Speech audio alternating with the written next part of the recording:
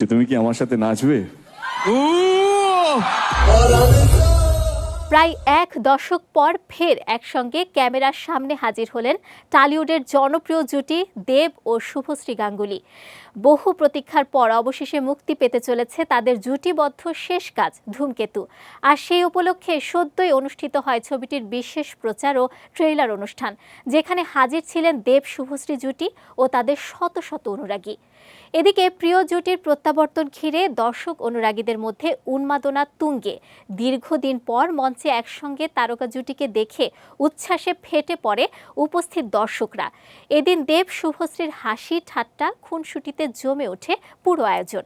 Trailer লঞ্চের এই অনুষ্ঠানে ধূমকেতু নিয়ে দেব বলেন, আমরা আজকে একটা ঐতিহাসিক মুহূর্তের সাক্ষী হলাম।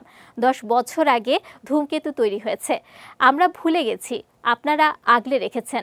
এত বছর পরও দর্শকদের মধ্যে যে উত্তেজনা রয়েছে, সেটিকেই সম্মান জানাতে চেয়েছিলাম। অভিনেতা আরও বলেন, আমাদের জীবন পাল্টেছে, ঝগড়া অশান্তি হয়েছে, দূরত্ব বেড়েছে।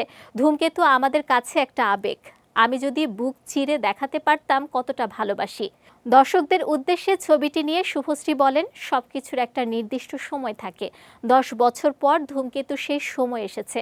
একই সঙ্গে দেবের সঙ্গে জুটি নিয়ে অভিনেত্রী বলেন, আমি এবং দেব আমাদের জুটিটাকে বাঁচাতে কখনোই খুব বেশি চেষ্টা করিনি। জুটিটা বেঁচে আছে শুধুমাত্র দর্শকের ভালোবাসায়, সব রকম অনুভূতিতে। দর্শকের মতে এই অনুষ্ঠান শুধু একটি ছবি মুক্তির প্রচার নয়, বরং ছিল একটি জুটির ফিরে আসার আবেগঘন মুহূর্ত।